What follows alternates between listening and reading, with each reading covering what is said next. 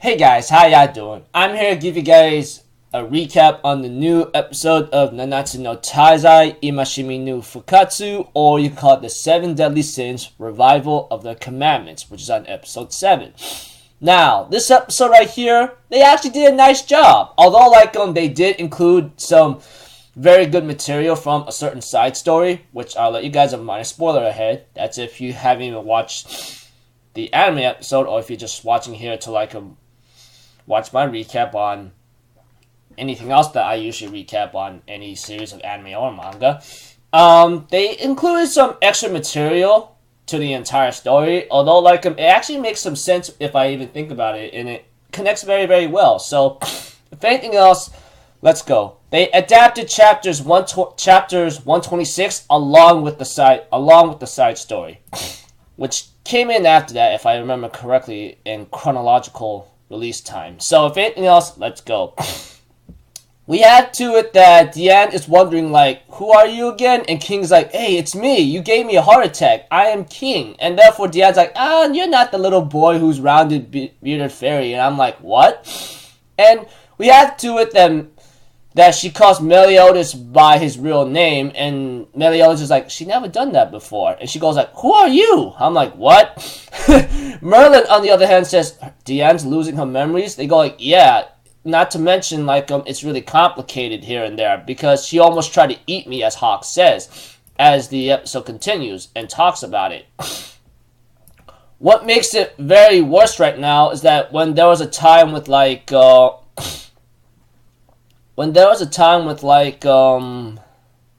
King and Diane, surprisingly, she somehow forgets Meliodas and the captain at the same time, etc. So I'm thinking in my mind, okay, what's going on here? Just in a way that any audience would wonder, you know? Even right now, King's like, can you look into this, please? Well, King asked Merlin. She says she'll do the best she can. But apparently, Diane just ran off, apparently. And they go like, what do you mean she ran off? We have to it that Gotha explained that she's obviously headed to where she was before she joined the 7 Deadly Sins of Leonis. And we have to it that King's like, what do you mean before? What are you talking about? And we had to it that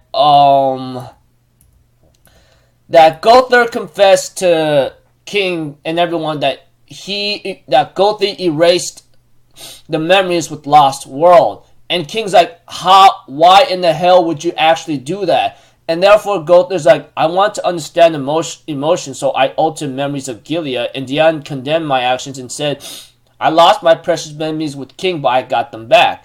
And they were etched deep into my heart, etc. And Gotha wanted to make a testimony or make an experiment by erasing her memories with easily, and just as she predicted, they're nothing more than merely stored information.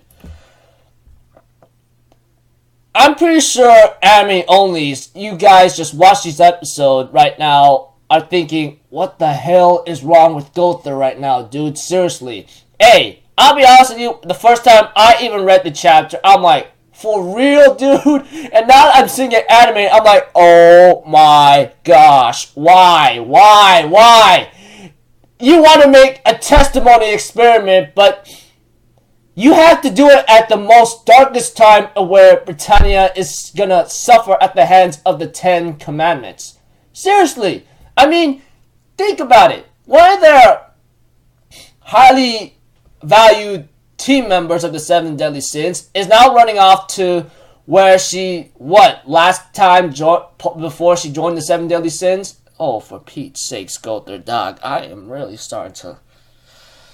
But really, though, there's more to it of what's to come, but aside from that, King was really close to wanting to beat the hell out of Gotha right now, or even do something worse to him, but Melly always calms him down and tells him and reminds him a bit just by saying King. And King's like, can I ask you this at least? What made you did you feel anything when you were erasing her memories or something? And Gotha's like, feel? I do not understand your question. Feelings are unnecessary for altering memories, are they not? And King's like, unnecessary, huh? Even Merlin and Slater's like, oh my gosh, for real?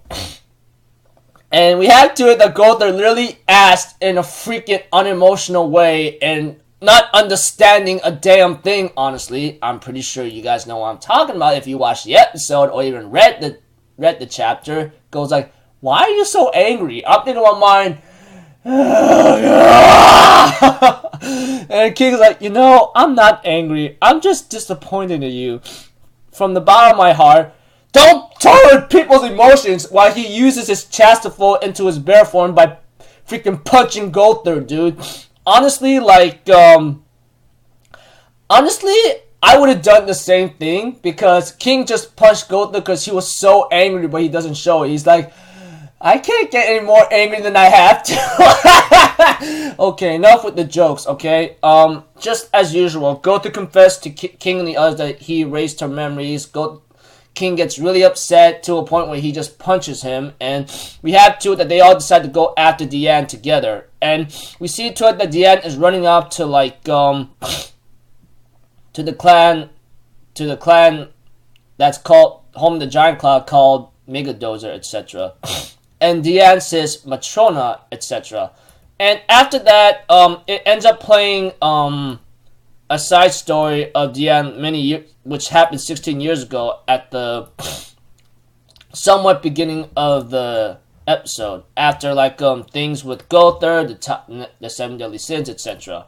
And we had to it that Diane, along with her friend Dolores, are fighting against a group of humans, along with someone called Matrona, which apparently she's known to be a powerful warrior, that her title is given to her as the Fang of the Great Earth, etc., or something else, something that involves a powerful warrior. Well, she's known to be Fang of the Great Earth or Fang of the Land, Matrona, etc. And as the usual, we have to it that Matrona asked Dolores and Diane after the fight with the humans and getting paid, how many did you guys defeat? But not before, there was a fight between Matrona and someone that's known to be a giant that's called the Dumblebass or something. And we have to it that Matrona does defeat that giant warrior, etc. They end up going home after that. And then, as usual, Matrona asked Diane and Dolores, how many did you kill or even try to take on? And we had to it that Dolores didn't defeat any, while Diane says she just threw them, about 10 of them, I threw them in the lake. And then Matrona's like, why did you not kill them? You'll end up regretting not delivering the final blow. And Diane tries to argue back by saying there's no point of killing them. Why do we have to lend a hand in battles between humans and kill the giants? And Matrona's like, because that's our job. That's the way of life. This is coexistence. And humans give us compensation and gives compensation every time we're hired, and that's about it. And we have to it that after talking about a couple things here and there, although there was some information missing, although that's not really too important. Well, it could have been important, but who knows what the hell is going on. We have to it that Matrona still lectures them and tells them to get ready for combat the next morning. And then, of course, eventually, Matrona does train with Dolores and Diane, and pretty much when it came to the heavy metal stuff, it looks like to me Dolores literally just took a major hit, took a major devastating hit that kind of got her butt handed. But as for Diane, when it comes to heavy metal in other cases, she actually took a couple hits before she couldn't hold out anymore. And we had to it that Matrona was going to continue hitting Diane, but we have to it that Dolores says, can we stop? I don't want to fight anymore. This is too sickening. And we had to it that Matrona says, then give birth to a child and make it into a warrior to take your place then. And we had to it that there was there was a couple scenes where like Dolores actually wants to leave. Even Deanne like was trying to think in the same thing, you know. And we had to it that Deanne hears a meeting with like Matrona and the others. They go like, "Why do you patronize Deanne so much right now? They were peerless warriors, but her alone is like she's not even showing that, you know." Even one of the giants even many of the giants that's having a meeting with Matrona, one of the best I think, or the elders, are pretty much concerned about Deanne and why Matrona is still trying to help her and work with her. And we had to the Matrona shows her hand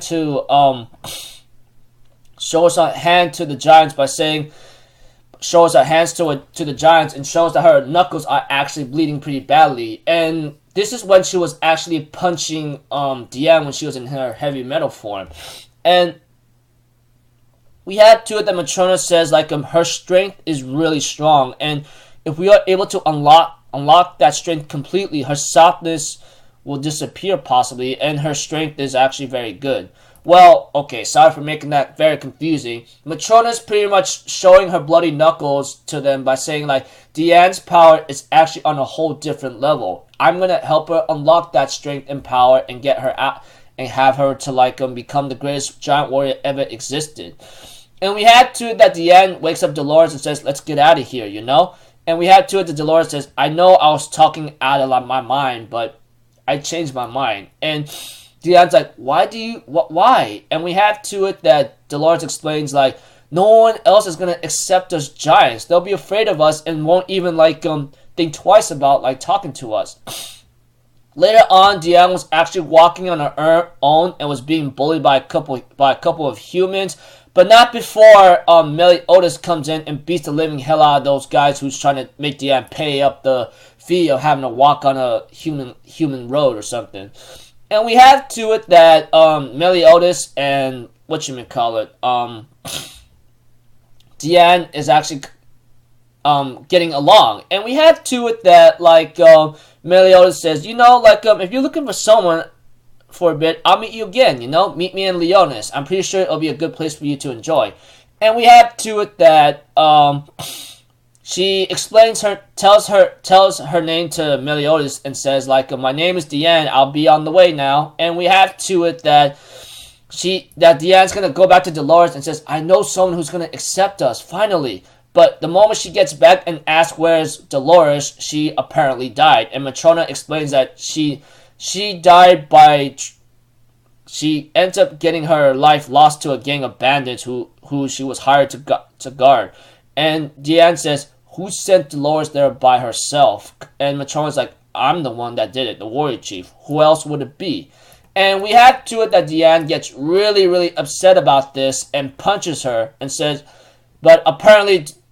Matrona punches Deanne back twice as hard, and we had to it that like Matrona says, you gotta save your rage for later, okay? We'll be joining the Leonis Knights to take down a couple savages tribe early next morning. And Deanne was telling Matrona like Dolores didn't want to fight so much. She would rather die if she were to get into battle again. And therefore Matrona says, what about you? And Deanne's like, I'll fight when I have to, but that's for someone that I care about. And Matrona really just scolds Deanne by saying, what are you, an idiot? Someone who's valuable and someone you care about? We giants live only for strength and pride, nothing more. And we have to it that,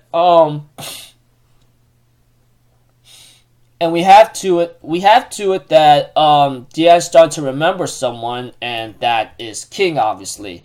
And Matrona reminds Deanne, like, you ran away yourself as a child because you hated fighting and wanted what? Aimlessly for 500 years? And now you've come back, you've lost all those memories that in the time and the span. Stop spouting some stupid gibberish.